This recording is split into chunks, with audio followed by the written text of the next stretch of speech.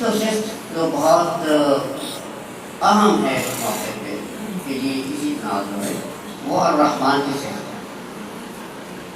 یہ تین صفات جو ہیں یہ بہت بنیادی صفات ہے. جب کہ ہم نے قرآن کریم میں غور کرنا ہے, کائنات میں غور کرنا ہے, تحقیق کے کام کو کرنا ہے, اسلام کو سمجھنا ہے, اسلام کو دوسری طرف پہنچانا ہے, کسی کے ساتھ تقابل کرنا ہے, تحقیق کا جو بھی کام آپ کرنا چاہتے ہیں اس کے لیے سب سے بنیادی بات یہ ہے کہ ہمیں اللہ کی تین صفات کا علم یعنی اس کی ہمارے ذہن میں مستحضر رہنی چاہیے کہ جو انٹرپریٹیشن بھی ہم نے کرنی ہے وہ ان تین صفات الہیہ کو پیش نظر رکھتے ہیں.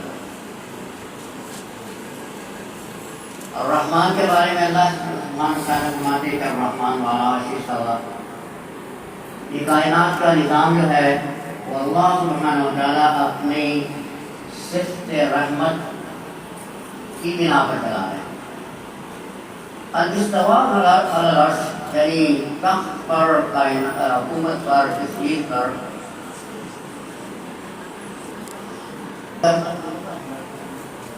اس پر تسلط کی بات ہو, اس پر کنٹرول کی بات ہو, ہمیں اور بات سمجھ میں آتی ہے وہ کسی قوت والی صفت کا ذکر ہونا چاہتا ہے.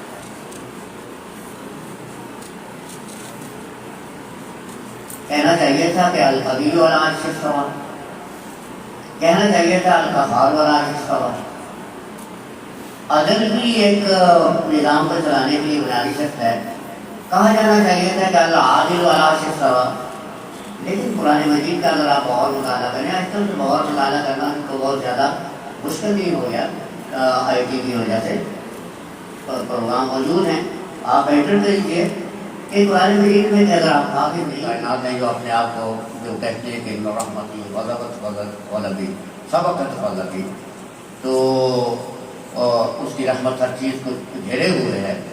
تو یہ ساری صفات کا جو مالک ہے کیا وہ کوئی ایسا نظام بنائے گا کہ جو مشکلات پیدا کرے, یا ایسے حکام دے گا جو مشکلات پیدا کرے, یا پھر اس کی احکام کے اندر کوئی کنٹرڈکشنز ہوں گی جس سے کنفیوژن پیدا ہو جائے.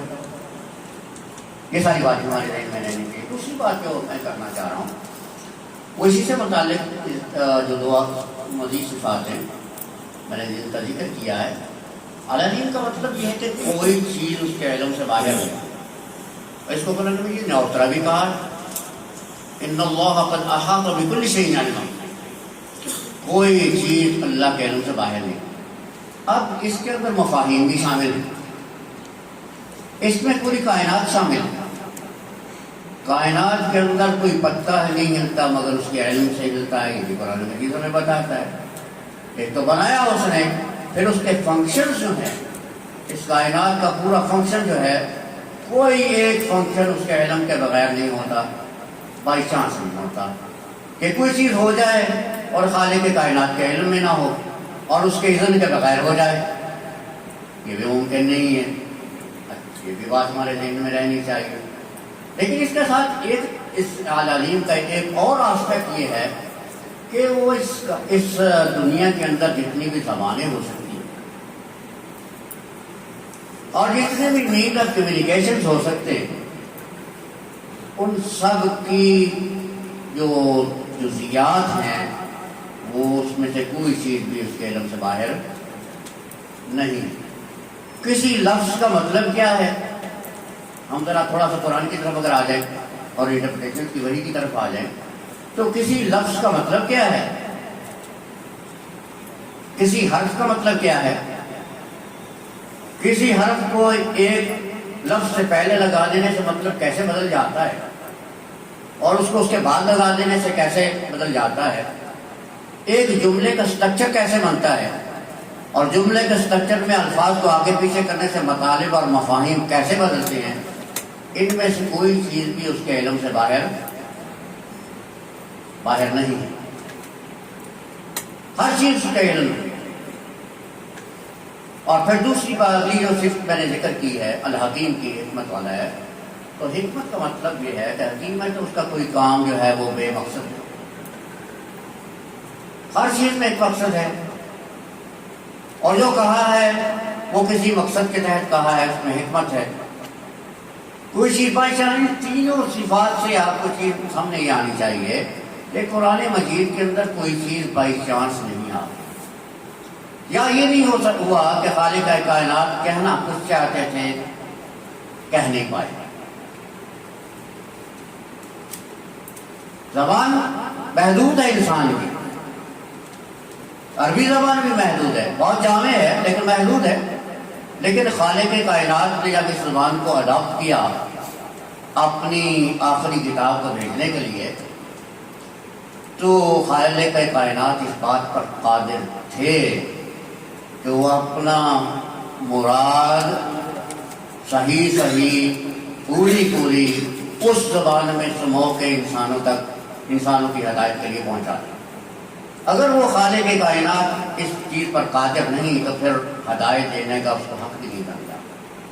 اگر وہ کلیئرٹی نہیں لا سکتے تو پھر اس حکمت اور اس العلیم اور الحکیم ہونے کی صفات کے یہ خلاف بات ہو جاتی ہے۔ تو قرآن مجید میں کلیئرٹی ہے، قرآن مجید میں کوئی کنفیوژن نہیں ہے۔ ایک بہت بنیادی نقطہ ہمیں یہ کہنا چاہیے، ہاں قرآن مجید کے اندر محکمات بھی ہیں، متشابہات بھی ہیں۔ اب ان دونوں چیزوں کو بھی ہمیں سمجھنے کی ضرورت ہے کہ محکمات بھی ہیں، متشابہات ہیں۔ خدا قرآن مجید خود فرماتا ہے، سورہ آل عمران کی آیات بتاتی ہے کہ محکمات ہن ام الکتاب، محکمات ہے وہ کتاب کی فاؤنڈیشن ہے، اس کی اصل ہے، وَأُخَرُ مُتَشَابِهَاتٌ، اور دوسری آیات متشابہات بھی ہیں، اب ان کا انکار بھی نہیں کیا جا سکتا۔ تو لیکن کیا قرآن مجید کے اندر آیات متشابہات کا ہونا کا مطلب کیا یہ ہے کہ اس کے اندر کنفیوژن ہے؟ آیات متشابہات کو حل کرنے کا کوئی طریقہ اس خالق کائنات نے نہیں دیا ہمیں؟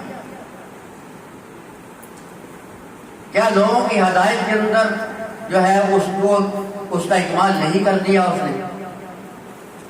ان چیزوں کو بھی ہمیں ذہن میں رکھنے کی ضرورت ہے۔ اس نے اکمال کر دیا، کوئی چیز کنفیوز نہیں چھوڑی۔ اب محکمات کی کیا حکمت ہے اور متشابہات کے ہونے کی کیا حکمت ہے، اس بات کو ہمیں اس تناظر میں تلاش کرنے کی ضرورت ہے، نہ کہ اس تناظر میں کہ کچھ چیزیں متشابہات ہیں اور اس لیے اس میں کنفیوژن رہتی ہے، اس لیے ہمارے لیے راہ ہدایت کو حاصل کرنا ایک مشکل کام ہے۔ اس لیے سبھی ٹھیک ہے، یہ جو سبھی ٹھیک ہے نا، یہ قرآن کا موقف نہیں ہے۔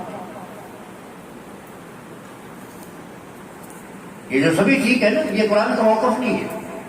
قرآن حق کو حق کہتا ہے اور باطل کو باطل کہتا ہے، کھول کے بیان کرتا ہے، اور اسلام کی یہی تو صفت ہے جو ممیز کرتی ہے اسے ادیان باطلہ سے۔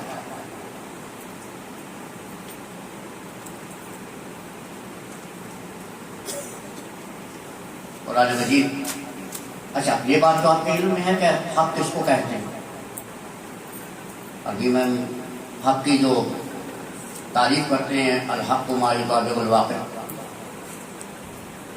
حق وہ ہے جو اصل کے مطابق، جیسے کوئی چیز اصل موجود ہے اسی طرح اس کو سمجھنا اور اس کو بیان کرنے کا نام حق ہے۔ اگر آپ نے اس اصل کو اصل کی طرح نہیں سمجھا، اس کے اندر کبھی بیشی رہ گئی ہے، تو پھر وہ حق نہیں رہا۔ یعنی آپ کی ڈسکرپشن اگر اصل کے مطابق نہیں رہی تو پھر وہ حق نہیں رہا، وہ باطل ہو گیا۔ اس میں باطل کی امیزش کتنی ہے، حق کتنا ہے، وہ ٹھیک ہے، وہ کتنا غلط ہے، 25% ٹھیک ہے یا 70% ٹھیک ہے، لیکن اور یا 99% ٹھیک ہے یا 1% غلط ہے۔ تو یہ ساری احتمالات ہو سکتے ہیں، لیکن وہ ٹروتھ نہیں ہے، وہ حق نہیں ہے۔ اور قرآن مجید کے اندر ایک بات کہی گئی ہے، سورۃ الکہف میں اللہ سبحانہ و تعالیٰ فرماتے ہیں، قُلِ الْحَقُّ مِن رَبِّكُمْ فَمَنْ شَاءَ فَلْيُؤْمِنْ وَمَنْ شَاءَ فَلْيَكْفُرْ۔ آپ جو اپنے رب کی طرف سے حق آ رہا ہے اس کو بیان کرتے چلے جائیے، پھر جس کا دل چاہے اسے قبول کرے، جس کا دل چاہے رد کر دے، لیکن آپ نے بیان کیا کرنا ہے؟ وہ جو رب کی طرف سے حق آ رہا ہے، الحق ما یقابل القربان۔ الواقع کیا ہے؟ الواقع کیا چیز ہے؟ اس کا کبھی غور کیا ہے؟ الواقع اللہ کا کام ہے جس کو ہم کائنات کہتے ہیں۔ الواقع اللہ کا کام ہے، خالق کائنات خود الحق ہے، وہ تو سورس ہے نا، انفینٹی۔ لیکن باقی اپنی ڈسکرپشن فرمائیں یا کسی اور چیز کی، باقی ساری چیزیں تو انہیں کی تخلیق ہے نا، کسی اور کی تخلیق تو نہیں ہے۔ اور جو خالق ہے وہ جانتا ہے کہ کون سی چیز میں نے کیسے بنائی ہے، اس کے علم سے وہ چیز بھی باہر نہیں ہے، وہ سادالین کی طرف پھر آ جائیے گا۔ تو اب جب ہم یہ بیان کہتے ہیں کہ الحق کو بیان کیا جا رہا ہے، خالق کائنات کی طرف سے حق کو بیان کیا جائے، تو اس میں ایک تو وہ حقائق ہوتے ہیں جو خالق کائنات کی طرف سے آتے ہیں، وہ ڈسکرپشن، اور وہ حقائق جو ہوتے ہیں وہ اس کائنات کی اصل کے عین مطابق، کائنات میں جو کچھ بھی موجود ہے اس کے عین مطابق۔ اچھا، یہ بات اگر آپ تھوڑی سی بہتر سمجھ گئے ہوں اور اس کے اوپر تھوڑا سا غور و خوض مزید کرتے رہیں، تو ابھی ہم یہ دیکھنا چاہتے ہیں کہ قرآن مجید کے اندر یہ جو اس کے حق ہونے کا کرائٹیریا اللہ نے کیا بتایا۔ اعوذ باللہ من الشیطان الرجیم، افلا یتدبرون القرآن وَلَوْ كَانَ مِنْ عِنْدِ غَيْرِ اللَّهِ لَوَجَدُوا فِيهِ اخْتِلَافًا كَثِيرًا۔ کیا یہ لوگ قرآن میں تدبر اور فکر نہیں کرتے، اس کو سمجھنے کی کوشش نہیں کرتے، کیا عقل استعمال نہیں کرتے اس میں؟ اگر یہ خالق کائنات کے علاوہ کسی اور کی طرف سے ہوتا تو اس کے اندر بہت سارے تضادات ہوتے ہیں، بہت سارے اختلافات ہوتے ہیں۔ یعنی قرآن مجید کے حق ہونے کی دلیل اللہ سبحانہ و تعالیٰ نے یہ دی کہ اس کے اندر کوئی اختلاف اور کوئی تضاد نہیں۔ اگر کوئی تضاد ثابت کر دیا جائے تو یہ ثابت ہو جائے گا کہ یہ کلام اللہ کا نہیں ہے، کسی اور ہستی کا، یعنی غیر اللہ کا ہے۔ اب یہ جو تضاد ہے اس کی ریش کہاں ہے؟ یہ جو کہا گیا کہ اس میں تضاد نہیں ہے، تو اس میں تین چیزوں کو پیش نظر رکھنے کی ہمیں ضرورت ہے۔ ایک تو قرآن سے اختلاف نہیں ہے، اس کے لیے ہمارے جو اصولین ہیں انہوں نے اصول بنایا تھا کہ القرآن لا يعارض بعضه بعضا لیکن یفسر بعضه بعضا، قرآن کا بعض حصہ دوسرے حصے کے ساتھ تعارض نہیں کرتا بلکہ اس کی کیا کرتا ہے، تفسیر کرتا ہے، اس کو مزید ایکسپلین کرتا ہے، کر سکتا ہے، تعارض نہیں ہوتا۔ اسی طرح وحی کا جو دوسرا جز ہے، وحی خفی، سنت رسول صلی اللہ علیہ وسلم، قرآن مجید کا یعنی وحی کا وحی سے اختلاف نہیں، قرآن اور سنت کا آپس میں کوئی اختلاف نہیں ہو سکتا۔ جو الفاظ مبارکہ آپ صلی اللہ علیہ وسلم نے ادا کیے ہیں وہ قرآن سے متعارض نہیں ہو سکتا، اور قرآن سے متعارض نہیں ہو سکتا کیونکہ وہ وحی کی بنیاد پر کہے گئے۔ اب کسی اور نے کوئی ڈسکرپشن کی ہے اپنی سمجھ کے مطابق تو وہ ایک الگ ایشو ہے، لیکن جو بیان رسول اللہ صلی اللہ علیہ وسلم کی طرف منسوب ہو گیا اس میں اور قرآن کے اندر کوئی کنٹرڈکشن، کوئی تضاد نہیں۔ تیسرا اس کا میدان جو ہے وہ اللہ کے کام اور اللہ کے کلام میں تضاد نہیں۔ الواقع جو کائنات موجود ہے اس کا کوئی بھی جز ہو، اس کے ساتھ اس کا کوئی تضاد نہیں ہو سکتا۔ اب یہ جو الواقع ہے، یہ جو کائنات ہے، اس کا جو مطالعہ ہے، یہ ایک ایسا کام ہے، کائنات کا مطالعہ۔ آپ لوگ سائنس کو جو ڈیفائن کرتے ہیں نا، سائنس کی جو پراپر ڈیفینیشن ہے وہ پتہ کیا ہے؟ وہ ہے کہ a systematic study of the universe based on observation and experimentation which can be verifiable by the others۔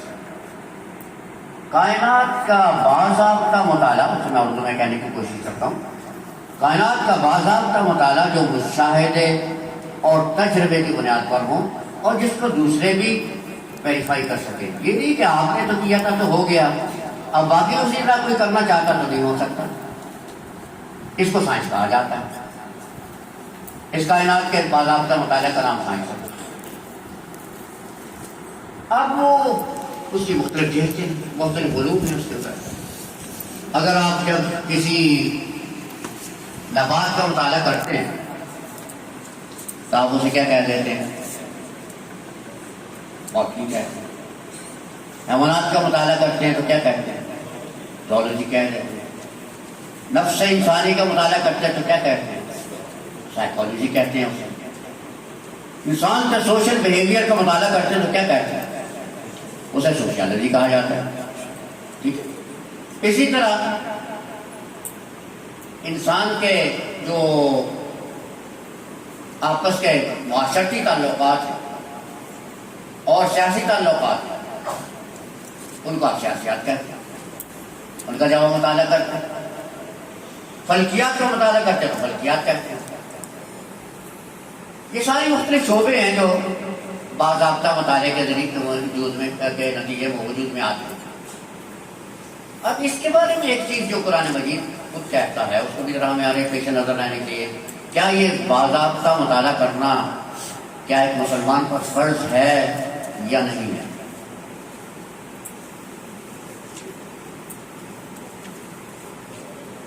اس بات کو بھی غور کیا ہم نے۔ قرآن مجید تو ہمیں یہ کہتا ہے کہ ان کا اس کائنات میں غور کرو۔ افلم یسیروا فی الارض کیف یبدأ اللہ الخلق ثم یعیدہ۔ اللہ نے کیسے اس کی ابتدا کی اور پھر کیسے اس کا اعادہ کرتا ہے، کیا اس کو نہیں دیکھتے یہ لوگ؟ سورۃ الملک میں کہتا ہے کہ تبارک الذی بیدہ الملک الذی خلق الموت والحیاۃ لیبلوکم ایکم احسن عملا۔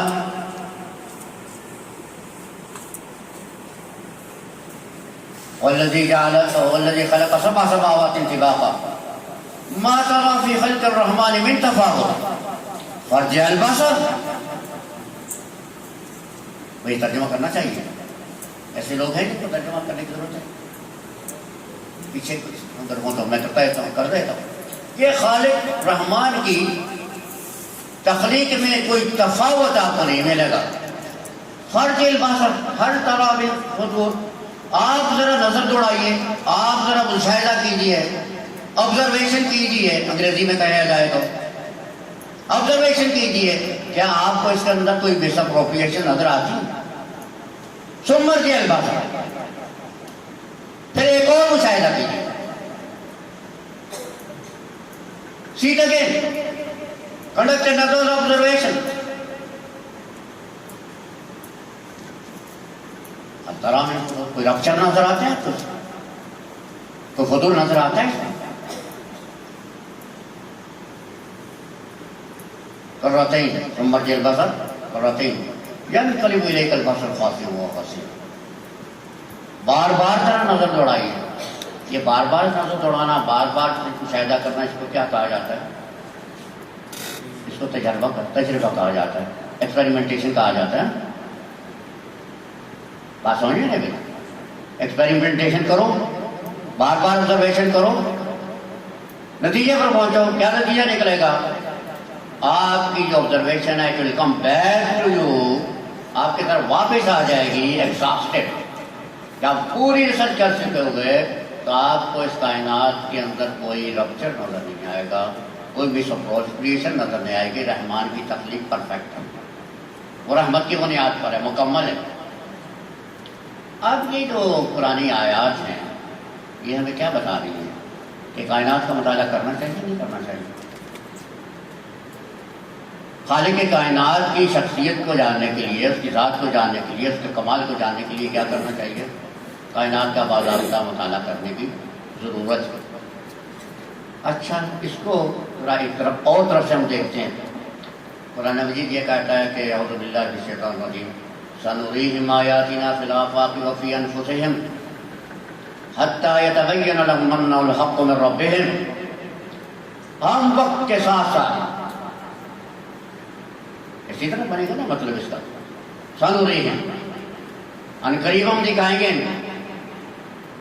آفاق میں بھی انفس میں اندر بھی ایسی ایسی نشانیاں دکھائیں گے، ایسی ایسی جگہوں پہ ان کو پہنچائیں گے، ایسی ایسی آبزرویشن ان سے کروائیں گے، ان کے تجربے میں ایسی ایسی چیزیں آئیں گی کہ انہیں یہ پتہ چل جائے گا کہ یہ کتاب حق ہے رب کی طرف سے. اب یہ کام کس نے کرنا ہے؟ ہماری پیراڈائم جو ہے وہ فہم اسلام کی بات، علوم اسلامیہ مثلا میں اس کا عنوان ہونا چاہیے تھا علوم اسلامیہ میں تحقیقات اور فہم قرآن میں چند گزارش. تو یہ کام کس نے کرنا ہے؟ ہم نے، ہماری پیراڈائم جو ہم نے بنائی ہوئی ہے نا، اس کے اندر تو یہ سارا دنیاوی کام ہے.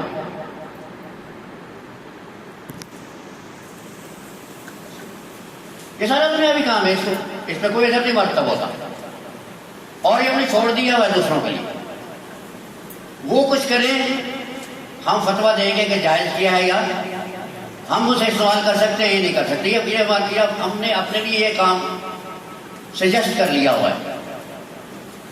میں ایسے دوستوں سے کہتا ہوں کہ آپ غلامی کے ایجنٹ ہیں. آپ کیا ہیں؟ غلامی کے ایجنٹ ہیں. تو جو وہ کریں گے ہم اس کو جائز ناجائز کریں گے. بس ہم نے کب اس تحقیق کو کرنا اور اس کو یہ سمجھنا ہے کہ یہ اللہ کا حکم ہے، اس کے اندر ریسرچ اینڈ ڈیولپمنٹ کرنا عین عبادت ہے. اچھا، اس چیز پہ ایک چیز اور میں ٹریڈیشنل آپ سے ذکر کروں تاکہ بات اور واضح ہو جائے. امام راضی رحمہ اللہ جیسے شیخ فوت ہوتے ہیں، ان کی پرسپیکٹو میں پھر دوبارہ بات کر لیتا ہوں، لیکن فی الحال اس بات کو سے کرتا ہوں. تفسیر لکھتے ہیں، تفسیر الکبیر 30 والی تفسیر لکھ دی. ہمارے یار لوگ جو اس وقت بھی تھے ظاہر، جو روایات تفسیریہ کے اندر ان کا خیال تھا کہ روایات تفسیریہ جو ہیں وہی تفسیر ہے. انہوں نے کہا کہ فی کل شیء الا تفسیر. امام راضی کی اس پوری کتاب میں سب کچھ ہے، تفسیر تو ہے کوئی نہیں.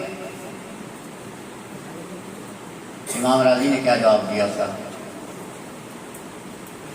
امام راضی نے اس کا یہ جواب دیا کہ اگر آپ قرآن مجید کا بغور مطالعہ فرمائیں تو احکام قرآن، آپ کی زندگی سے متعلق جتنے بھی احکام ہیں وہ قرآن مجید کی 500 آیتوں میں آ گئے ہیں. تفسیر صابونی اگر تفسیر الاحکام پڑھیں تو 500 آیتیں ملتی، 5.5. میں اس پر مستضاد یہ کہتا ہوں کہ ان 500 آیات کے اندر بھی اور بھی چیزیں ہیں، کائنات کے حقائق اس میں بھی بیان کیے گئے ہیں. جو احکام کی آیات ہیں وہ بھی خالی صرف یہ نہیں کہ وضو کر لو تو یہ ہو جائے گا، اور اس کا طریقہ یہ ہے، اس کے ساتھ ساتھ اللہ کی کچھ صفات کا ذکر کیا جائے گا جو کائنات کی حقیقات حقائق کی طرف اشارہ کرتی ہیں. وہ بھی اس سے قائل نہیں. امام راضی فرماتے ہیں کہ وہ باقی 6000 کے قریب جو آیتیں ہیں وہ کیا کرتی ہیں جناب؟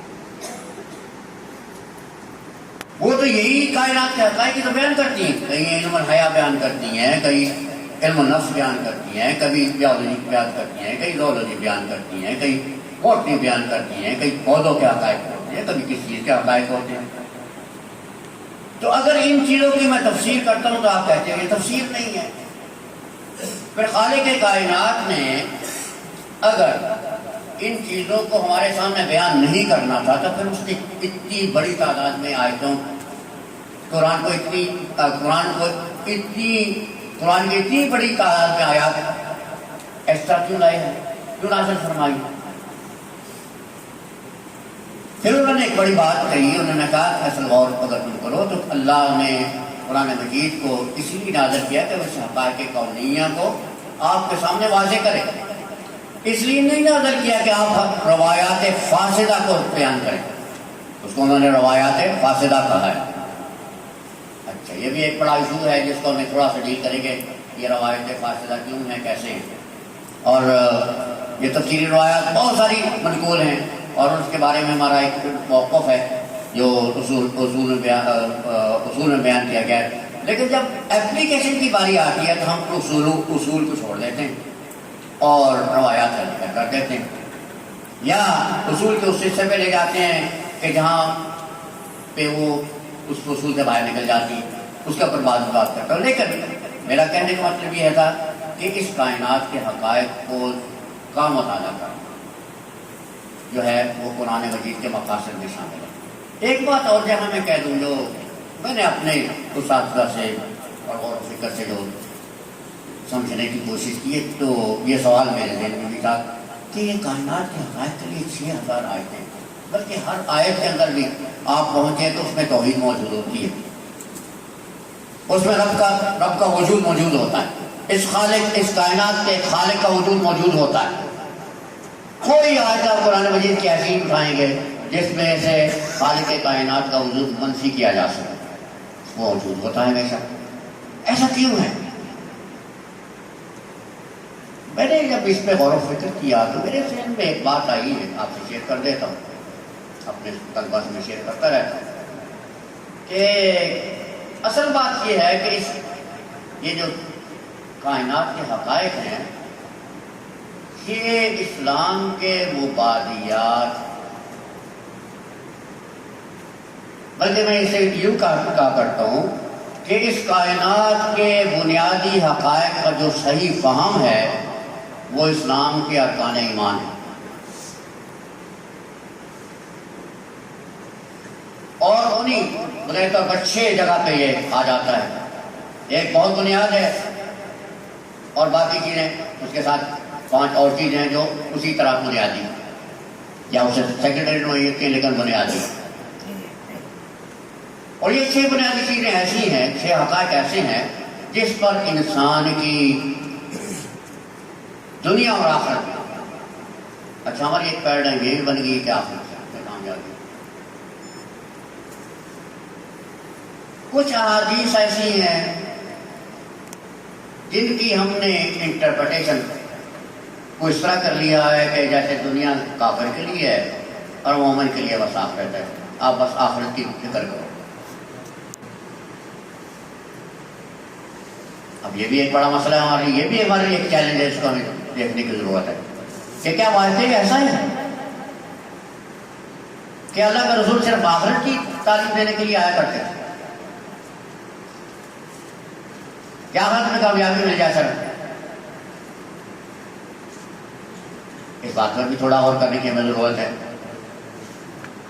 لیکن بات واپس آتا ہوں، اس پہ بھی بات کرتا ہوں تھوڑی دیر میں، لیکن بات واپس آتا ہوں کہ 6 ایسی بنیادی حقائق ہیں جن پر انسان کی دنیا اور آخرت میں کامیابی کا مدار ہے، اور ان کا جو صحیح فہم ہے اسلام کے ارکان ایمان ہے، اور انہیں 6 حقائق جو غلط افہام ہیں، ایک نہیں ہے کئی، وہ دوسروں کے عقائد ہیں۔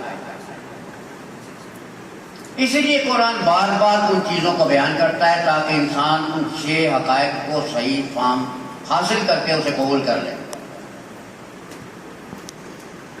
اور جب وہ اسے قبول کرے گا تو دنیا میں بھی کامیاب ہوگا، اور جتنی اس کے ساتھ آتی ہیں غلط افہام، جو کنفیوژنز ہیں ان کے بارے میں، جو مسکنسیپشنز ہیں اس کے بعد قرآن اس کو بھی بیان کرتا ہے اور ان کا رد بھی کرتا ہے۔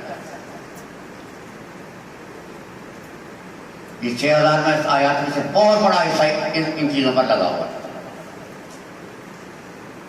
اگر آپ اس پر پریشان ہوئے ہوں تو بڑی اچھی بات ہے، دیکھو یہ بات کہ پہلے آپ نے اس طرح نہیں سنا،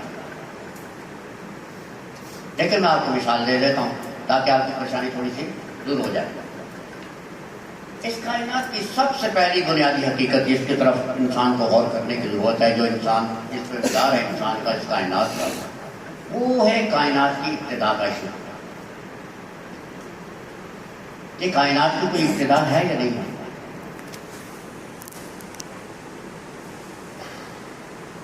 کوئی کہے گا کہ ہاں ہے، کوئی کہے گا نہیں ہے، کوئی ابتدا نہیں ہے، تو ہمیشہ سے ہمیشہ رہے گی. جو لوگ یہ کہتے ہیں کہ کائنات ہمیشہ سے ہے اور ہمیشہ رہے گی، یہ کانسیپٹ ہے نا، ایک تصور ہے کائنات کے حقائق کے بارے میں. ہم کیا کہتے ہیں انہیں؟ جاہلیت آ جاتا ہوں، غلط فہم ہے. کسی کا عقیدہ ہے داہیہ قاعدہ کہ دہر کے قدیم ہونے کے یہ قائل جو کہتے ہیں ابتدا ہے. جو اگلا سوال یہ پیدا ہوتا ہے کہ ابتدا یہ سیلف ہے، خود بخود ابتدا ہے یا کسی کی دی ہوئی ابتدا ہے؟ یہ ابتدا جو ہے کائنات کی، یہ خود بخود وجود میں آ گئی ہے، نہیں تھی پہلے تو وجود میں آ گئی، تو کیا خود بخود وجود میں آتی یا کسی اور نے اسے وجود دیا، کسی ہستی نے اسے وجود دیا؟ کچھ کہتے ہیں کہ نہیں، سیلف بگننگ ہے، خود بخود وجود میں آ گئی. کچھ کہتے ہیں نہیں، کسی نے اس کو ابتدا دی ہے.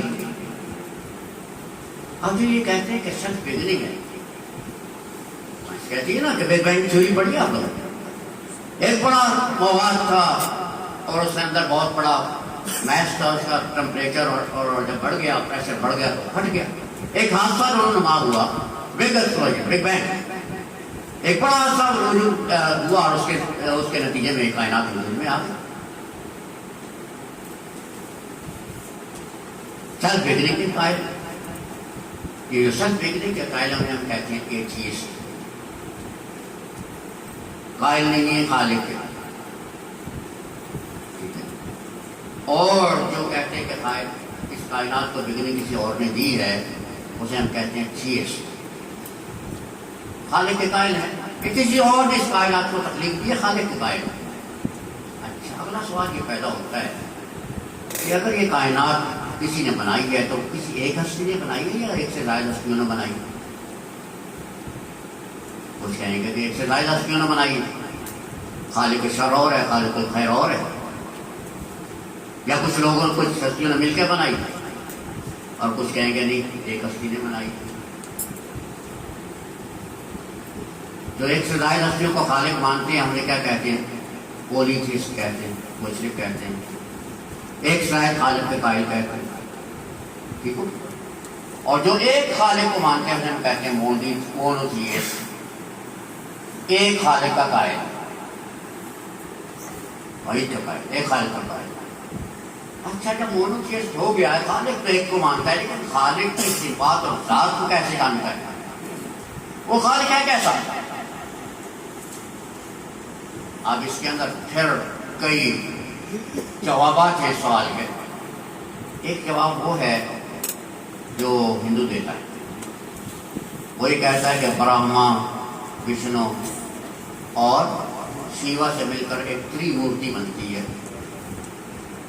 ایک تثلیث بنتی ہے، ایک ٹرینٹی بنتی ہے، اور اس میں سے برہما نے اسے پیدا کیا.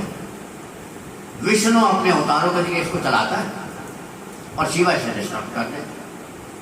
یعنی اس کی ذات کے اندر کیا ہو گیا؟ شریک ہو گیا نا. ایک جواب اس سے ملتا جلتا ہمارے عیسائی دوست دیکھتے ہیں. Father is the god, son is the god, holy ghost is the god. But they are not three God, they are one God. Three is equal to one. Trinity. اور اس میں فادر نے بنایا. ایک اور عقیدہ باطل آ گیا، غلط فہم آ گیا. ایک جواب وہ ہے جو بائبل کی کتاب پیدائش میں لکھا، یہودی اس کے قائل ہیں کہ اس کائنات کو بنانے والی ہستی جو ہے بہت بڑی ہستی ہے، جو انسان نور سے بنی ہوئی ہے، انسان جیسی. نور سے بنی ہوئی ہے، انسان جیسی ہے، اس نے اس کو پیدا کیا ہے۔ خالق کو تشبیہ دے دی مخلوق کے ساتھ، مشبہ ہو گئے، غلط تصور ہو گیا۔ قرآن مجید کیا کہتا ہے؟ یہ صرف قرآن مجید نہیں ہے، یہ بات کی ہمارے ذہن میں رہنی چاہیے، یہ اللہ کے ہر نبی نے یہ بتایا، آدم سے لے کے محمد صلی اللہ علیہ وسلم تک ہر نبی نے ہمیں یہی بتایا کہ لیس کمثلہ شیء وہو السمیع البصیر، قل هو اللہ احد اللہ الصمد لم یلد ولم یولد ولم یکن لہ کفوا احد۔ کوئی کمپیٹیبلٹی اس کی ہے ہی نہیں، کائنات کی ہر چیز سے وہ ماورا ہے، اس کی مثال اگر کوئی ہوتی تو اس کی بھی کوئی مثال نہ ہوتی، وہ اتنا ماورا ہے اور بہت مختلف۔ کائنات کو ویژولائز نہیں، خالق کے کائنات کو ویژولائز نہیں کیا جا سکتا، جب جس چیز کو آپ ویژولائز کرتے ہیں، کل ما خطر ببالک اللہ خلاف ذلک، ابو بکر رضی اللہ عنہ نے فرمایا جو چیز آپ کے بھیجے میں سما جاتی ہے اللہ اس سے ماورا ہے، کیونکہ جو آپ کے ذہن میں سما گئی وہ تو محدود ہو گئی، وہ لامحدود ہے۔ اس کے اوپر ہمارے جو اصولیین ہیں انہوں نے ایک اس سے اصول نکالا کہ جو انسان اپنے ذہن میں کوئی تصور بنا کے، اللہ کا کوئی تصور بنا کے اس کی عبادت کرتا ہے، وہ دراصل ایک بت کی عبادت کرتا ہے، خالق کائنات سے ماورا ہے۔ یہ میں نے کائنات کے حقائق میں سے ایک حقیقت کی طرف اشارہ کیا، تو اس سے کیا نکلا؟ صحیح فہم سے کیا نکلا؟ عقیدہ توحید نکلا، ایمان باللہ نکلا، کہ اللہ خالق کائنات پر ایمان لانے کا صحیح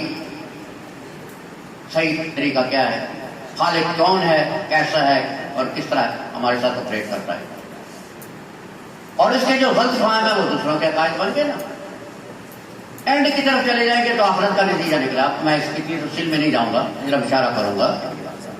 اینڈ کے سوال کی طرف جائیں گے، یہ بھی ایک حقیقت ہے، قرآن بگننگ میں بھی بہت بات کرتا ہے، بار بار بات کرتا ہے، اور ان سارے ایشوز پہ بات کرتا ہے جن پہ میں نے بات کی ہے ابھی آپ کے سامنے۔ اس کی وحدانیت پہ بات کرتا ہے، ایک نے بنایا ہے، یہ ساری باتیں جو میں نے کی آپ سے کرتا ہے، اسی سے بات کی تھی۔ اینڈ کے سوالوں پر چلے جائیں گے تو اس سے عقیدہ آخرت نکلے گا صحیح فہم سے، اور جو غلط فہم ہوں گے اس سے دوسروں کے عقائد کرتے چلے جائیں گے، کہیں کسی کا، کہیں کسی کا، کہیں کسی کا۔ اسی طرح اس کے بعد خالق کائنات کا تعلق اپنی مخلوق کے ساتھ کیسا ہے، اور مخلوقات کی قسمیں کتنی ہیں، اس کو قرآن بیان کرتا ہے کہ کتنی قسمیں ہیں۔ کبھی غور کیا آپ لوگوں نے اس پر کہ قرآن مجید کی اس طرح کی جو چیزیں وہ بھی بیان کرتا ہے کہ مخلوقات کی قسمیں کتنی ہیں۔